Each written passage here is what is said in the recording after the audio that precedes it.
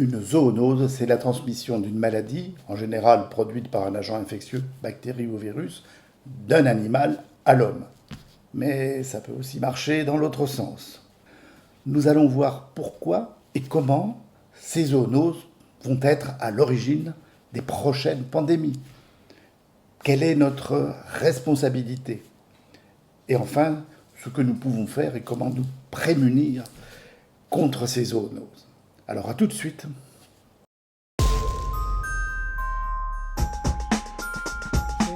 Presque 75% des maladies humaines émergentes sont aujourd'hui des zoonoses.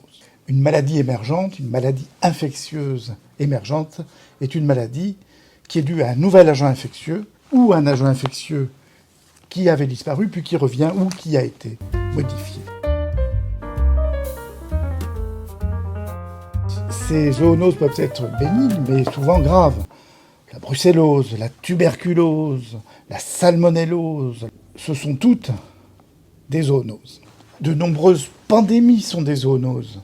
La Covid-19, bien sûr, mais aussi les virus Zika, Ebola et le sida, qui est une zoonose.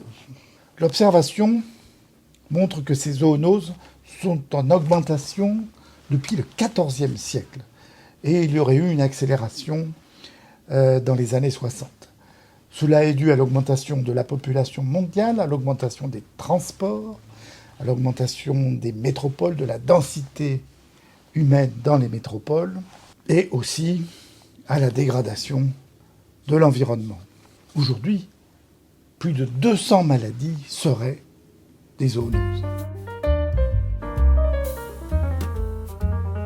Les principaux hôtes à l'origine des zoonoses sont des mammifères et essentiellement les rongeurs, les rats, les chauves-souris et puis les primates, les singes, qui rendent compte des 3/4 des zoonoses que nous pouvons observer. Mais il ne faut pas oublier les animaux domestiques.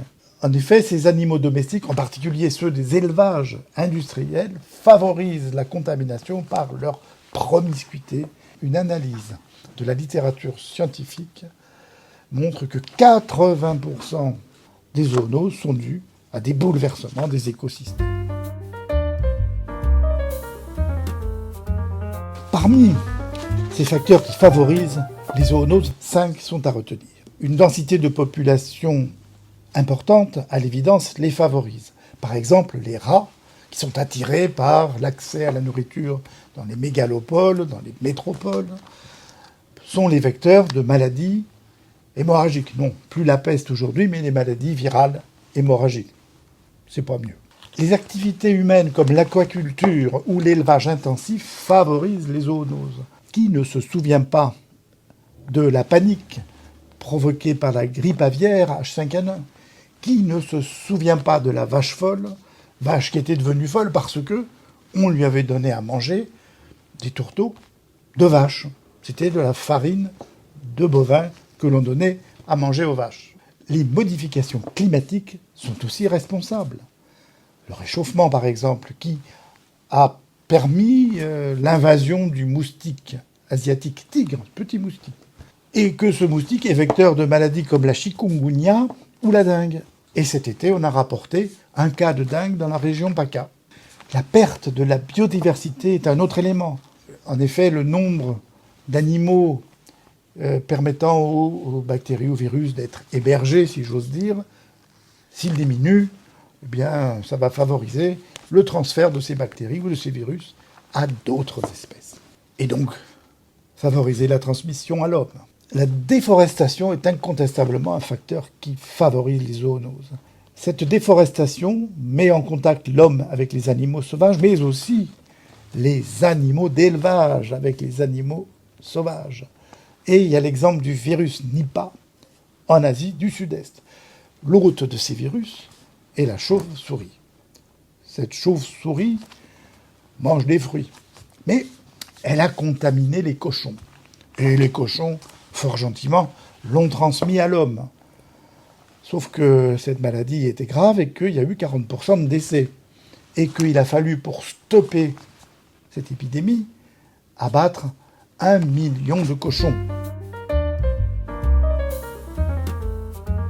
Il y a une approche très intéressante qui est l'approche One Health, une santé. La santé humaine est très étroitement dépendante de la santé des animaux, de notre alimentation, mais aussi de l'alimentation animale. Il existe un programme qui est piloté, entre autres, par l'ANSES. Pour mieux comprendre et mieux prévenir les zoonoses, il nous faut partager les connaissances, ce qui est l'objectif de cette chaîne, entre les scientifiques, les médias et le public. Que pouvons-nous faire ? Déjà, faire attention à ce que l'on mange, s'intéresser à la provenance des aliments carnés, des viandes, la façon dont les légumes aussi ont été cultivés. Il faut laver ces fruits et légumes qui peuvent être vecteurs d'agents pathogènes, de zoonoses contaminés par les animaux, par exemple. Privilégier aussi les œufs biologiques ou les œufs de poules élevés en plein air. Le risque de salmonelle est bien moins important dans les élevages où les poules ne sont pas dans une promiscuité importante. Et ceci, c'est une autre histoire.